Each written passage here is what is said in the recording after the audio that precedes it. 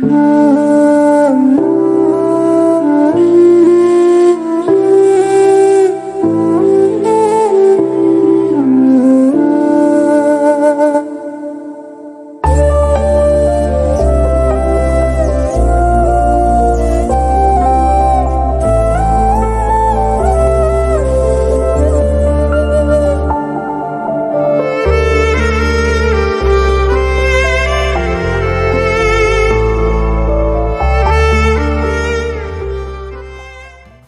The lord. ಯೇಸು ಕ್ರಿಸ್ತನ ಉನ್ನತವಾದಂತ ಜೀವವುಳ್ಳ ನಾಮದಲ್ಲಿ ನಿಮ್ಮೆಲ್ಲರಿಗೂ ನಮ್ಮ ಜೀಸಸ್ ಲವ್ಸ್ ಪ್ರೈಮ್ ಮಿನಿಸ್ಟ್ರೀಸ್ ಮೂಲಕ ವಂದನೆಗಳನ್ನ ಸಲ್ಲಿಸ್ತಾ ಇದ್ದೇನೆ.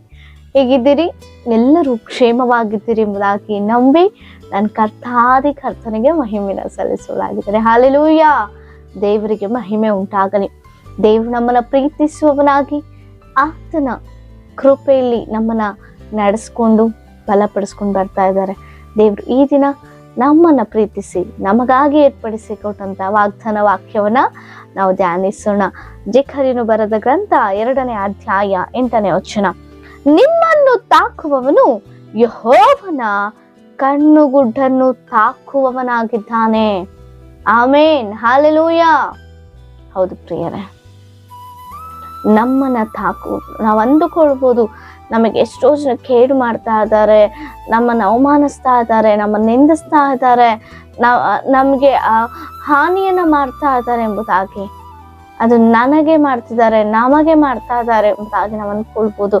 ಆದ್ರೆ ದೇವರ ವಾಕ್ಯ ಸ್ಪಷ್ಟವಾಗಿ ಹೇಳ್ತಾ ಇದೆ, ನಿನ್ನನ್ನ ತಾಕುವವನು, ನಮ್ಮನ್ನ ತಾಕುವವರು ಯೆಹೋವನ ಕಣ್ಣುಗುಡ್ಡೆಯನ್ನ ತಾಕುವವನಾಗಿದ್ದಾನೆ. ಆಮೇನ್. ಹಾಲೆಲೂಯಾ.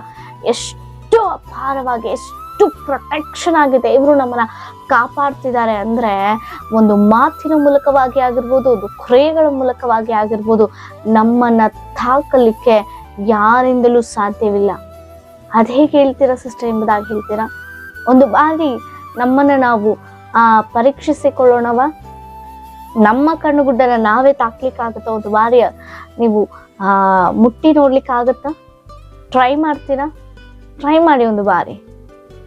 ಆ ಕಪ್ಪು ಕಲಂತ ಕಣ್ಣುಗುಡ್ಡನ್ನ ಮುಟ್ಟಿ ನೋಡಿ. ಸಾಧ್ಯವೇ ಇಲ್ಲ ಪ್ರಿಯ. ನಮ್ಮ ಕಣ್ಣುಗುಡ್ಡನ್ನ ನಾವೇ ಮುಟ್ಲಿಕ್ಕೆ ಸಾಧ್ಯ ಆಗಿದೆ ಅಂದ್ರೆ ದೇವರ ಕಣ್ಣುಗುಡ್ಡನ್ನ ಮುಟ್ಲಿಕ್ಕೆ ಆಗತ್ತಾ? ಆಮೇನ್. ಸಾಧ್ಯವೇ ಇಲ್ಲ.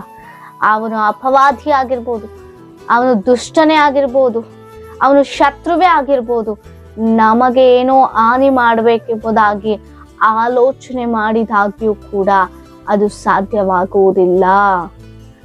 ಕೆಲವೊಂದು ಪರಿಸ್ಥಿತಿಗಳು ನಮಗೆ ವಿರುದ್ಧವಾಗಿ ಬಂದರೂ ಕೂಡ ಅದೆಲ್ಲದರಿಂದ ದೇವರು ಬಿಡುಗಡೆ ಕೊಡುವಂತ ದೇವರು. ಎಷ್ಟೋ ಜನರು ನಿಮ್ಮ ಜೀವಿತದಲ್ಲಿ ಅವ್ರು ನನಗೆ ಹಾಗೆ ಮಾಡಿದ್ದಾರೆ, ಇವ್ರು ನನಗೆ ಹೀಗೆ ಮಾಡಿದ್ದಾರೆ, ಅವ್ರು ನನಗೆ ಹಾಗೆ ಮಾಡ್ಲಿಕ್ಕೆ ಪ್ರಯತ್ನಿಸ್ತಾ ಇದ್ದಾರೆ, ನಾವು ಚೆನ್ನಾಗಿರೋದು ಅವ್ರಿಗೆ ಇಷ್ಟ ಇಲ್ಲ ಎಂಬುದಾಗಿ ನೀವು ನೆನೆಸ್ತಾ ಇದ್ದೀರಾ? ನಿನಗೆ ಅವಮಾನ ಮಾಡಿದ್ರೆ ಅದು ನಿನಗೆ ಅವಮಾನ ಮಾಡಿದಂತಲ್ಲ, ನಿನ್ನನ್ನ ತನ್ನ ಸ್ವರೂಪದಲ್ಲಿ ಸೃಷ್ಟಿಸಿದಂತ ದೇವಾದಿ ದೇವರನ್ನ ಅವರ ಅವಮಾನ ಮಾಡಿದಂತೆ. ಆಮೇಲೆ ಅದು ಜ್ಞಾಪಕದಲ್ಲಿ ಇಟ್ಕೊಳ್ರಿ. ನಿನ್ನ ಕುಟುಂಬವನ್ನ, ನಿನ್ನ ಗಂಡನನ್ನ, ನಿನ್ನ ಹೆಂಡತಿಯನ್ನು, ನಿನ್ನ ಮಕ್ಕಳನ್ನು, ನಿನ್ನವರನ್ನು, ನಿನ್ನನ್ನೇ ಯಾರೋ ಬೈದರು ಎಂಬುದಾಗಿ, ಯಾರೋ ಅವಮಾನ ಪಡಿಸೋದು ಎಂಬುದಾಗಿ, ಯಾರೋ ಕೇಡು ಬಯಸಿದ್ರು ಎಂಬುದಾಗಿ, ಯಾರೋ ಕೀಡು ಮಾಡ್ತಾ ಇದ್ದಾರೆ ಎಂಬುದಾಗಿ ನೀನು ನೆನೆಸಿದಾಗ್ಯೂ ಕೂಡ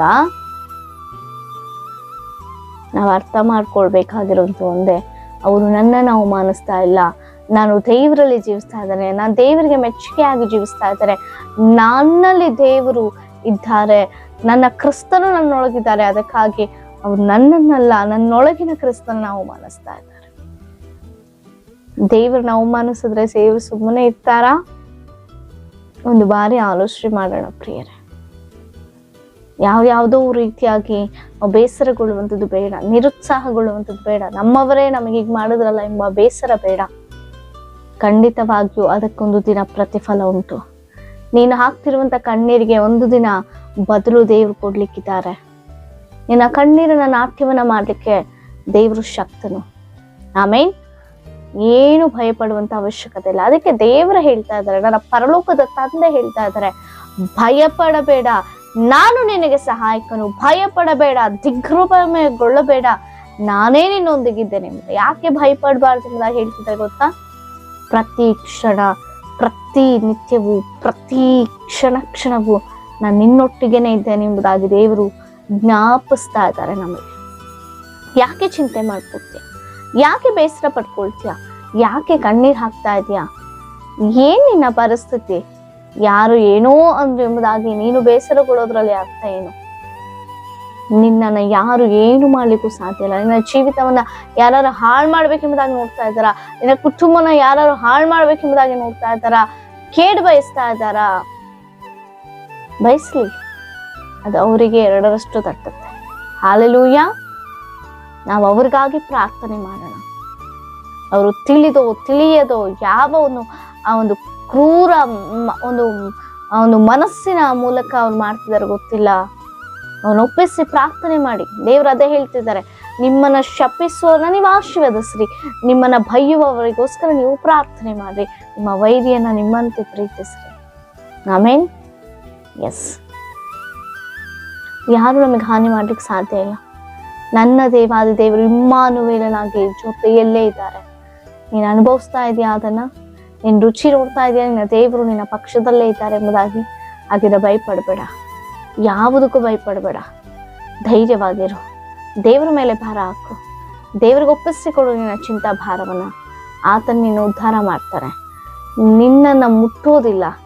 ಅಕಸ್ಮಾತ್ ಮುಟ್ಟಿದ್ರು ಕೂಡ ನಿನ್ನನ್ನು ಮುಟ್ಟುತ್ತಾ ಇಲ್ಲ, ದೇವರ ಕಣ್ಣುಗುಡ್ಡನ್ನು ಮುಟ್ತಾ ಇದ್ದಾರೆ ಎಂಬುದಾಗಿ ಅರ್ಥ ಮಾಡ್ಕೊ.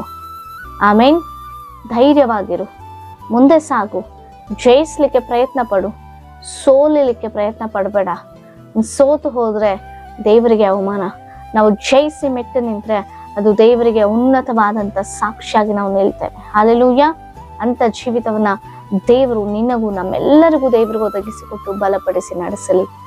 ನಿಮ್ಮ ಏನೇ ವಿಜ್ಞಾಪನೆಗಳಿರು ಕಮೆಂಟ್ಗಳ ಮೂಲಕ ತಿಳಿಸಿಕೊಡಿ. ನಿಮಗಾಗಿ ನಾವು ಪ್ರಾರ್ಥಿಸೋರಾಗಿದ್ದೇವೆ. ಪ್ರಾರ್ಥನೆ. ಪರಿಶುದ್ಧರು ಮಹೋನ್ನತರ ಅಂತ ದೇವರ ಸ್ತೋತ್ರ, ಜೀವಳ ಜೀವಾಧಿಪತಿ ಅಂತ ದೇವರ ಸ್ತೋತ್ರ. ಕೊಟ್ಟಂತ ಕರ್ತನೆ ಒಂದು ಒಳ್ಳೆ ಮುಂಜಾನೆ ಸಮಯಕ್ಕಾಗಿ ಸ್ತೋತ್ರ.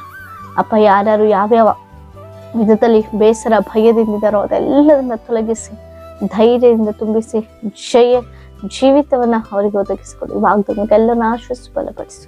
ಯೇಸುವಿನ ನಾಮದಲ್ಲಿ ತಂದೆಗೆ ಆಮೇನ್. Price the lord.